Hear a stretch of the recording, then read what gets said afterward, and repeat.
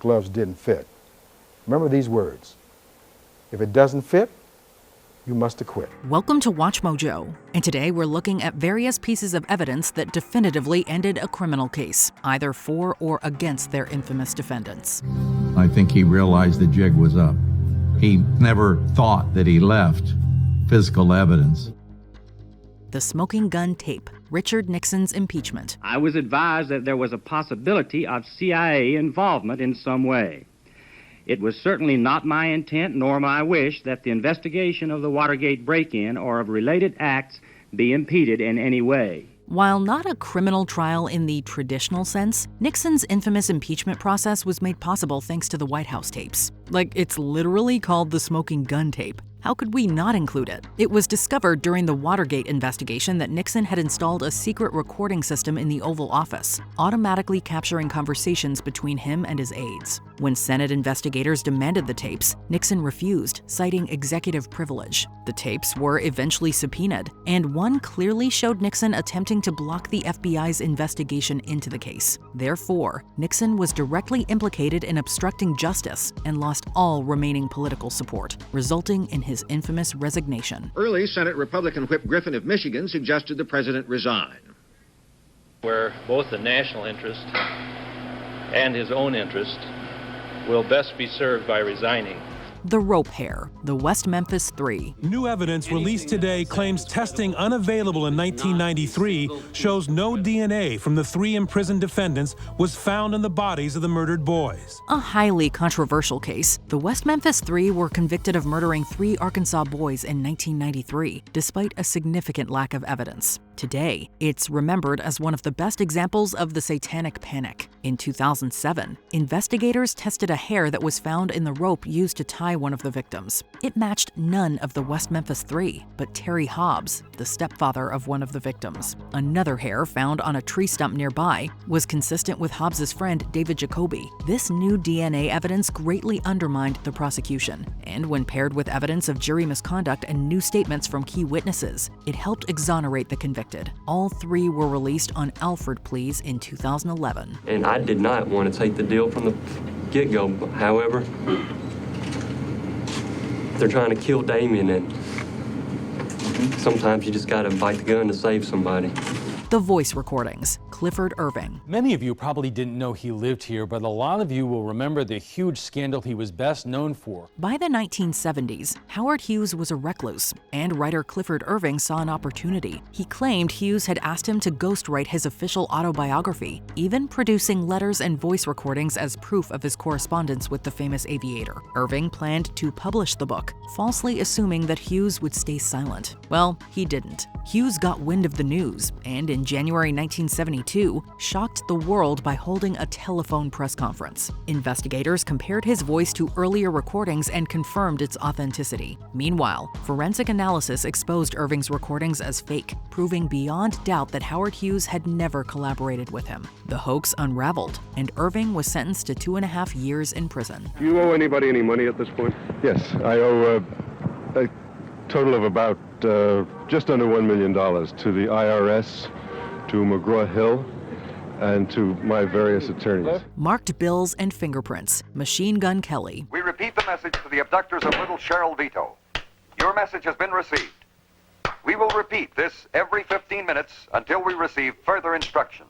In 1933, famous gangster Machine Gun Kelly kidnapped oil tycoon Charles F. Urschel and held him ransom at his in-laws' farmhouse for $200,000. After his release, Urschel helped the FBI track his captors by recalling key details, like the presence of mosquitoes and the repeating sound of a nearby oil pump. His meticulous observations led federal agents to Paradise, Texas, and they were even able to pinpoint the exact farmhouse that held Urschel using the sound of the oil pump. Urschel's fingerprints were found at the property, linking Kelly to the crime. To make matters worse, Kelly's accomplice was also caught with some marked ransom bills. With overwhelming proof of his involvement, Kelly was convicted and spent the rest of his life in prison. You the tough man in the crowd? You got a tough name, Kelly. Why didn't you shoot it out? Because I knew you'd kill me. Phone calls to Amber Fry, Scott Peterson. Amber is a true hero, and she took many risks for justice in this case. In 2003, the remains of Laci Peterson were found near San Francisco Bay, a year after her husband Scott reported her missing. Scott was later arrested and sentenced to life in prison for her murder. While the case mostly relied on circumstantial evidence, the most damning proof came from phone calls with his mistress, Amber Fry. Scott told Amber that he was a widower before Laci was even reported missing. She then worked with police and recorded their calls, during which he repeatedly lied, once claiming to be in Paris while actually attending a vigil for Laci. He also never once expressed concern for his missing wife. Yesterday, we told you that Scott Peterson was resentenced to life without parole for the murders of his wife Laci and their unborn son. Now, his sister is speaking out, saying she couldn't be more pleased. These deceptive conversations made Scott appear detached and manipulative, significantly swaying public opinion and the jury against him. I wish he would take just a fraction of pain away and just be honest and, say, you did it. Fiber evidence. Wayne Williams. Fibers on the body consistent with what we found on other victims. The fibers we recovered are green and a very unusual shape. I saw green carpet in Williams' home. But you don't know if it's a match? No, sir. There were dog hairs on the victim. I found dog hairs in the suspect's vehicle, and his family owns a dog. I own a dog, Agent. While Wayne Williams was officially convicted of murdering 2 men, he remains the prime suspect in the Atlanta murders of the late 70s and early 80s, which resulted in 30 deaths. Many witnesses reported seeing Williams with many of the victims, but the smoking gun came in the form of fiber evidence. Investigators found fibers from Williams' home, clothes, car, and even his dog on many victims, all but linking him to their deaths. Prosecutors used these fibers to link Williams to at least some of the famous killings, and he was ultimately found guilty of murdering 2 men, Nathaniel Cater and Jimmy Payne. Perhaps most damning of all, the Atlanta murders stopped once Williams was imprisoned. From those few thin threads, Peterson would begin to build a case to try to catch a killer. DNA. Gary Ridgway. We had reference samples collected from potential suspects in the past. Those reference samples were run.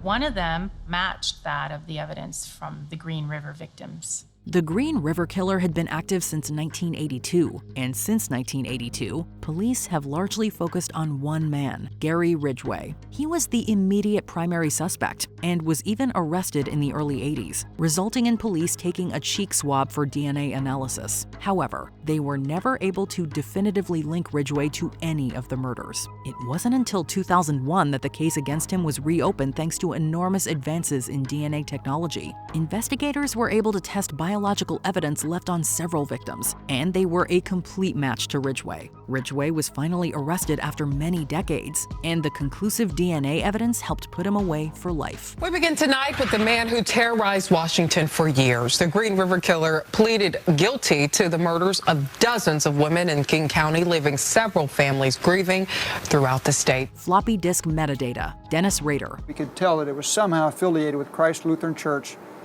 and the Park City Community Public Library. And then the next thing we looked at was statistics, and it shows here that was last saved by Dennis. BTK committed one of the all-time dumbest blunders in criminal history, resulting in his infamous downfall. Real name Dennis Rader, BTK killed at least 10 people in the greater Kansas area between 1974 and 1991. In the early 2000s, after a long silence, BTK started communicating with the police and boasting about his unsolved murders. He asked them whether they could trace a floppy disk if he sent one, and they said no. Well, that was a lie, and investigators quickly used metadata embedded within the floppy disk to identify Rader. They also collected DNA from Rader's daughter and found a familial match with DNA taken from one of BTK's victims. The evidence was simply unbeatable, and Rader was given 10 life sentences. I need to ask, sure, your life. Because I was trying to catch you. A very unusual rope, John Joubert. I had never seen anyone like this. None of the other examiners in the laboratory who deal with ropes on a daily basis over a number of years had ever seen a rope like this.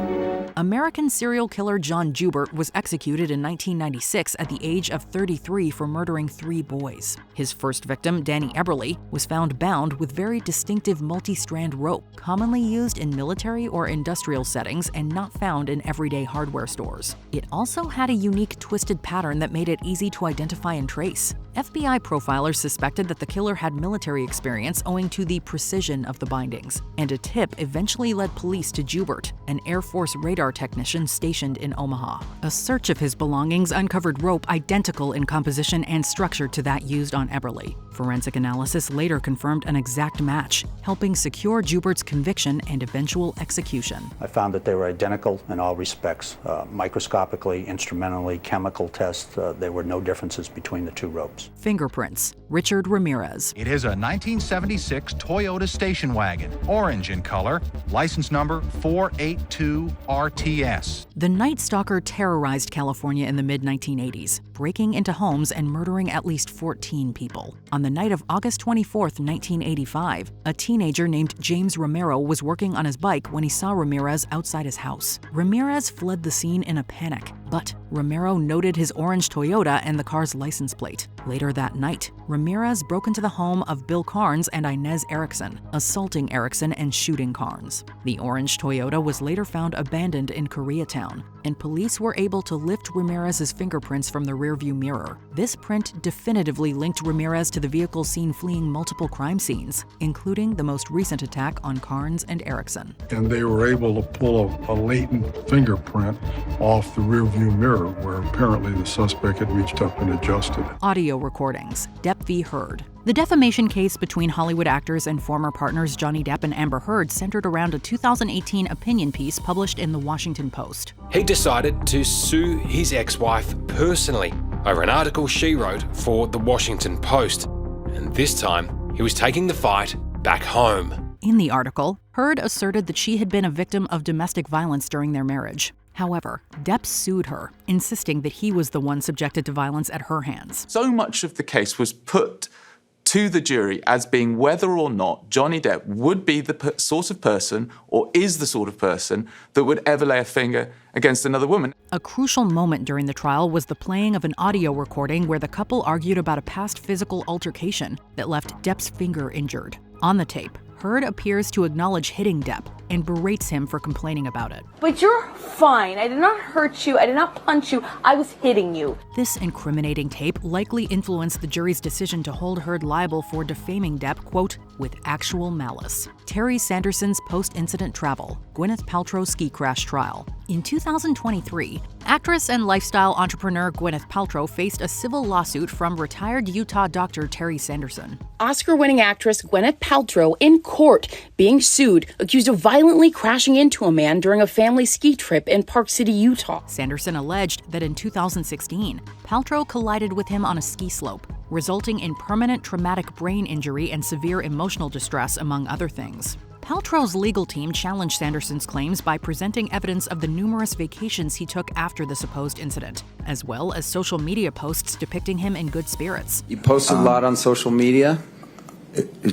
Relative to other people, it didn't seem like I did. Very little. All of these pictures are from your personal Facebook after the collision. Although Sanderson maintained that these trips were part of his recovery, the jury disagreed with him. They ultimately found him responsible for the accident and awarded Paltrow the requested $1 in damages. I believe she thinks she has the truth.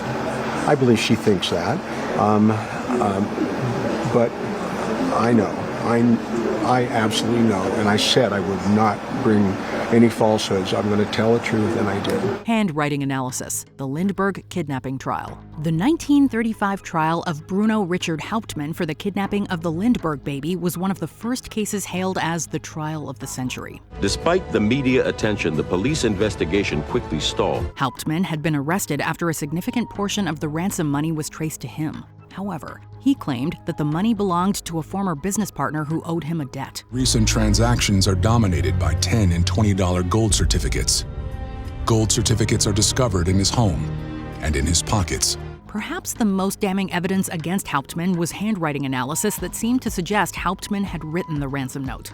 During the trial, 8 handwriting experts took to the stand to testify to that. Despite the evidence against him being largely circumstantial, Hauptmann was convicted and sentenced to death. Hauptmann is found guilty and sentenced to death.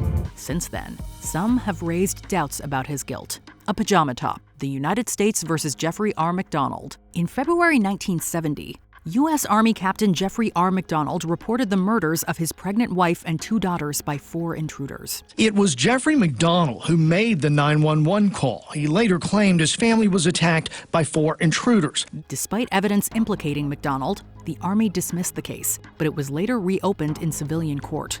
The prosecution focused on McDonald's pajama top, which he claimed to have used as a defense, bearing 48 holes allegedly from an ice pick. Jeffrey McDonald has always maintained his innocence. Although his case has had more time in court than just about any other criminal case in American history, no new evidence, including DNA, has validated his claim. However, investigators found the holes too neat to have occurred during motion, suggesting that the cloth was stationary, likely covering his wife's body when the punctures occurred. They demonstrated that if the pajama was folded correctly, the 48 holes could have been made by 21 thrusts, the exact number of wounds on McDonald's wife. The FBI had also found that there was no evidence of a break-in, and all the weapons in the assault had come from the house. Consequently, McDonald was convicted of the murders. Video of Gage Grosskreutz holding a gun, the trial of Kyle Rittenhouse. The Kyle Rittenhouse case was a highly controversial one that ignited intense political debates. In August 2021, Rittenhouse shot 3 men during a protest against police brutality in Kenosha, Wisconsin. In court today, jurors for the first time hearing from the man who was shot by Kyle Rittenhouse and survived. 2 of the men died, while the third, Gage Grosskreutz, sustained severe injuries. Rittenhouse argued that he was safeguarding local businesses from violence and only fired in self-defense after the men drew their guns on him. When Grosskreutz took the stand at trial, he was confronted with footage showing him pointing his gun at Rittenhouse. What was going through your mind? That I was going to die? Although Grosskreutz admitted to being armed, he insisted that he had no intention of shooting Rittenhouse. Nevertheless, the jury sided with the defendant's self-defense plea and acquitted him of all charges. We, the jury, find the defendant, Kyle H. Rittenhouse, not guilty.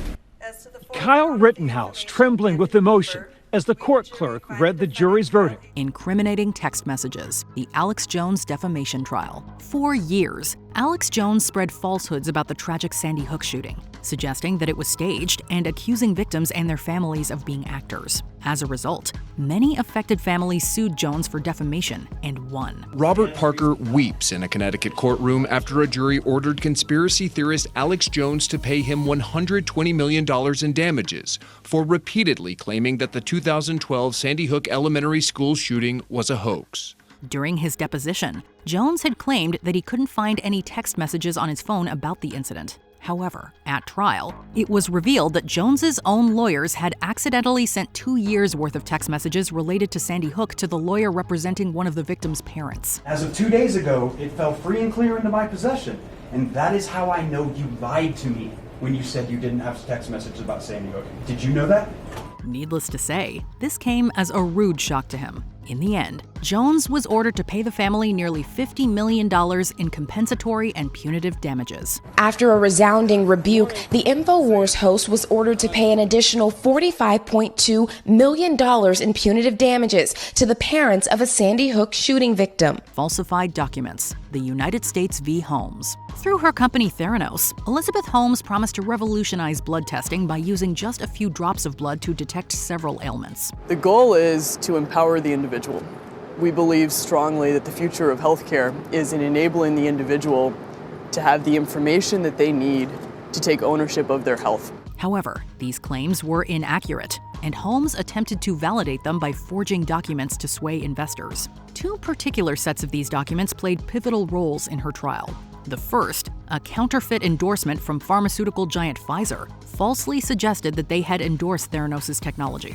Remember those logos that Elizabeth Holmes admitted she put on pharmaceutical company lab reports and then sent to prospective business partners like Walgreens?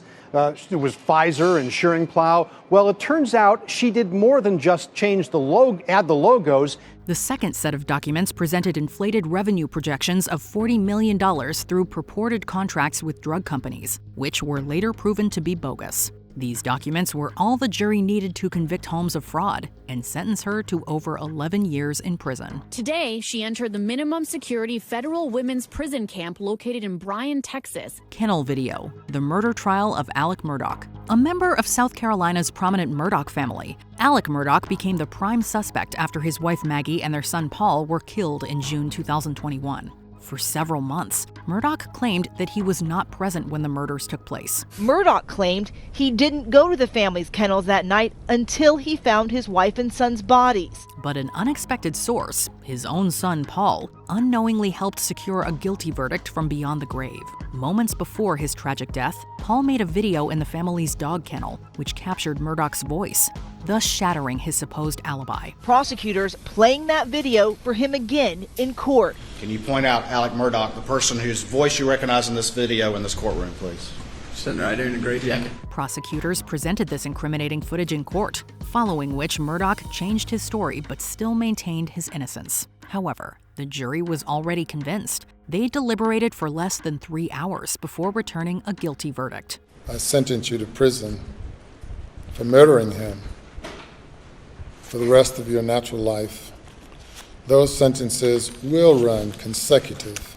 Bite marks, Ted Bundy's first murder trial. Throughout the 1970s, Ted Bundy rained terror on women in the U.S., claiming the lives of at least 30 individuals. Although he had killed several victims prior, Bundy's first murder trial was for the 1978 deaths of Margaret Elizabeth Bowman and Lisa Janet Levy, 2 Florida State University students. There was no doubt that when he was arrested, he was fearful of what was coming. We had strong belief that he had committed the sorority sister murders. Before taking her life, Bundy had bitten deeply into Levy's flesh, leaving a very visible bite mark. This would become key physical evidence during his trial. 2 forensic odontologists seemingly matched the bite impressions to castings of Bundy's teeth, which they presented to the jury.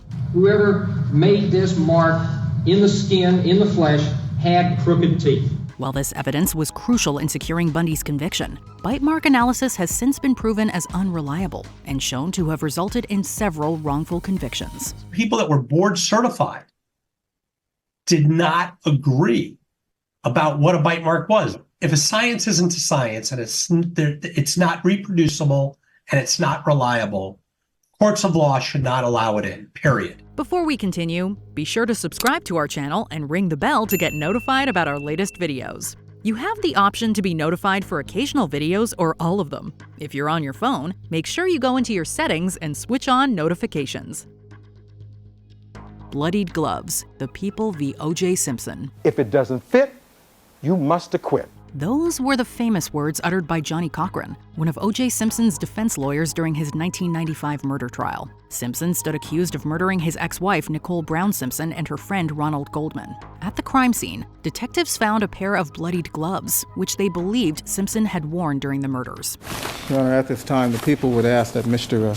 Simpson step forward and try on the glove recovered at Bundy as well as the glove recovered at Rockingham. Lead prosecutor Marcia Clark rejected the idea of Simpson trying on the gloves in court, but her assistant prosecutor Christopher Darden proceeded with it, anticipating a, quote, big moment. His expectations were dashed, however, when the gloves didn't seem to fit Simpson's hands. The jury later adhered to Cochran's words and infamously acquitted Simpson of the murders. Back in the courtroom, Simpson smiled, and his attorneys were obviously pleased and relieved.